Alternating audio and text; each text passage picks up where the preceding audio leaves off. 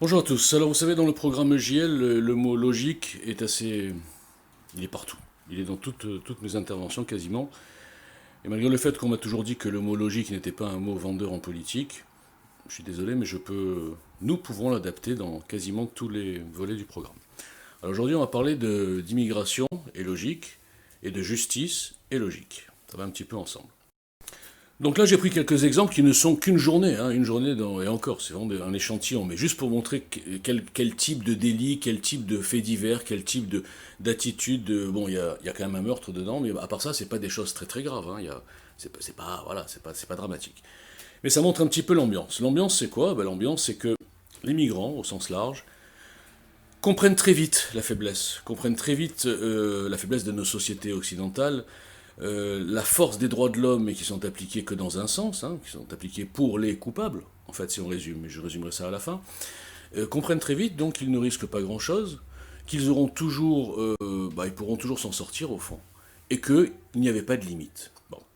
Alors maintenant, on va prendre au cas par cas les scénarios habituels, qu'on entend ou qu'on n'entend pas justement. Enfin, quand on se renseigne, on entend. Par exemple, prenons le cas de ce migrant. Déjà, le terme migrant multirécidiviste ne devrait pas exister dans un monde logique. Prenons ce cas-là. Un migrant qu'un pays accueille par générosité, qui l'entretient, qui lui donne souvent un toit, des indemnités qui sont proches de ce que touche un autochtone qui a travaillé et cotisé toute sa vie. Bon, on va dire que globalement, il y a forcément une certaine reconnaissance, logiquement.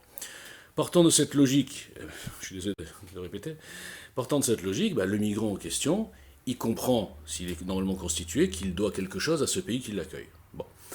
Et si on va encore dans la logique, malgré le fait que la République dit que tous les citoyens sont libres et égaux, mais surtout égaux en droit, moi je ne suis pas d'accord avec ça.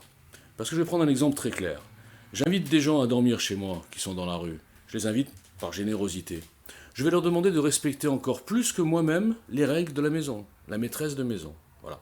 Donc si on adapte cette logique humaine à la justice, un migrant n'a pas le droit d'être multirécidiviste.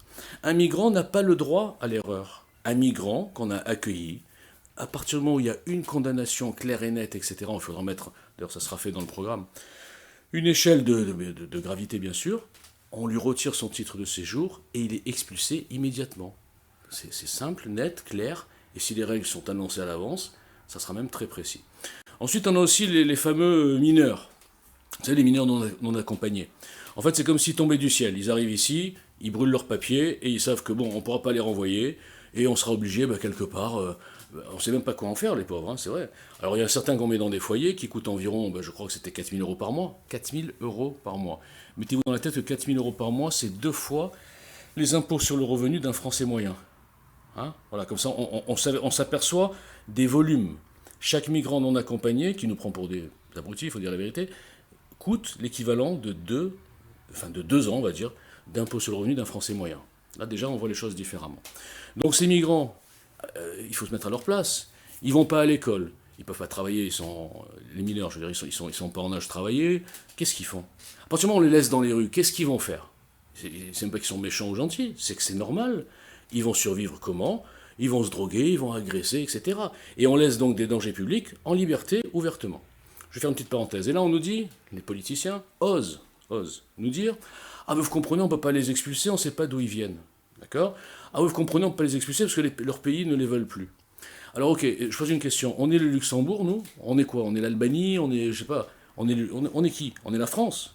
Osez me dire, ces gens-là, qu'ils osent me dire qu'on peut pas faire. On a 25 moyens de pression sur le Maroc, notamment, sur plein d'autres pays, pour qu'ils reprennent leurs citoyens. Voilà. On ne le fait pas. Volonté politique. Bon, donc il faut arrêter de nous dire qu'on ne peut pas. On ne peut pas parce qu'on ne veut pas. Et nous, EGL, on voudra.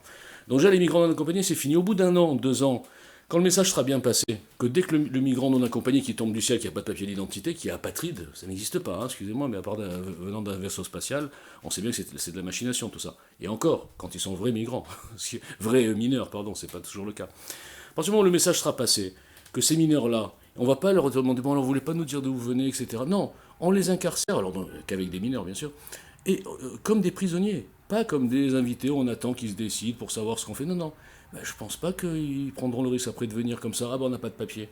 Il faut juste passer des messages. Les messages n'ont jamais été passés. Ensuite, donc, on a vu les récidivistes, on a vu les mineurs accompagnés.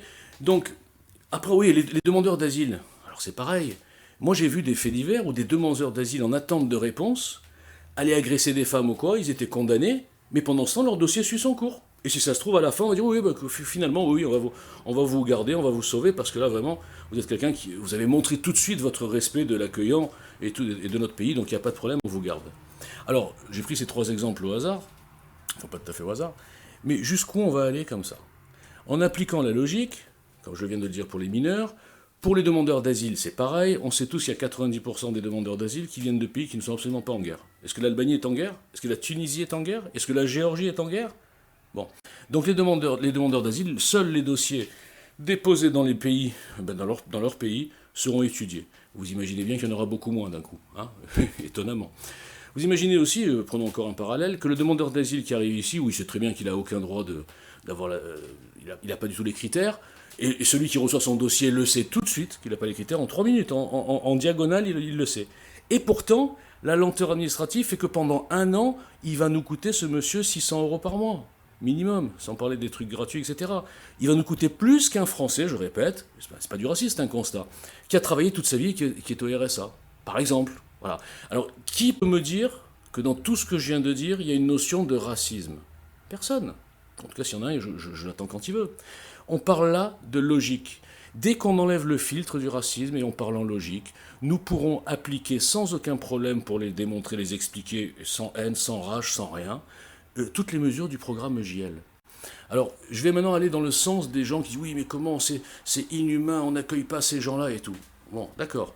Mais alors, s'ils veulent être humains, qu'ils accueillent toute l'Afrique, pourquoi on accueillerait que les gens privilégiés de l'Afrique qui ont réussi à se payer le voyage? C'est fou, ils vont jamais au fond du raisonnement. Accueillons toute l'Afrique. Accueillir ces gens et laisser les gens là en Afrique là-bas qui sont pires qu'eux, c'est horrible. Donc même en termes de logique, ça ne tient pas la route. Ni en termes de racisme, ni en termes de logique, ni en termes d'humanitaire, ça ne tient la route en rien. Et pour finir, n'oublions pas que la situation de la France dans les années 70, c'était une chose, on avait besoin de main-d'œuvre, etc. Les 30 glorieuses, tout ce que vous voulez. Mais la France de 2020, elle est aux abois. On a 10 millions de pauvres. On a 10 millions de pauvres. On a 150 000 SDF. On est complètement exempt. Je ne parle même pas du Covid. Alors là, c'est la fin des haricots. Donc jusqu'où on va aller comme ça? Alors pareil, il y a des dossiers, on ne les touche pas. Alors je ne vais pas parler des retraités algériens qui ont 130, 140 ans, 120 ans, 125 ans. Je ne vais pas en parler, mais enfin j'en parle quand même. C'est hallucinant. Des fois, on entend des choses où il manque 500 millions, 1 milliard, il faut qu'il y ait des manifestations dans la rue pour les avoir sur un tel ou tel budget important, et on a ça qui dort, personne ne s'en occupe. Encore une fois, volonté politique, on ne veut pas vexer l'Algérie, on ne veut pas vexer les pays arabes, on a peur, oh là là, on ne sait pas, il y a une grosse communauté, on ne sait pas comment ça peut tourner, dans les émeutes, les banlieues. Donc on est la France, on se fait maquer, c'est le mot, à l'intérieur et à l'extérieur, parce qu'on est la risée du monde. On a vu les migrants, dès que l'Allemagne a sévi un petit peu sur les critères, hop, comme par hasard, ils sont tous dit, allez, on va en France, c'est l'Eldorado. Mais à un moment donné, comment on veut que les Français, on va dire, ne deviennent pas fous quand ils voient ça?